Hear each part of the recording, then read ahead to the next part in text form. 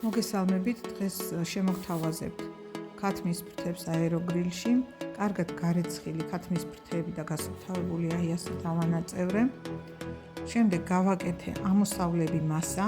პირველი ეს არის ფქვილი, ნიორი, მარილი. გემოვნებით, რა თქმა უნდა, ჩემი ფრთები დაახლოებით 1.5 კილო იყო და აი ამ რაოდენობის მასა იყო.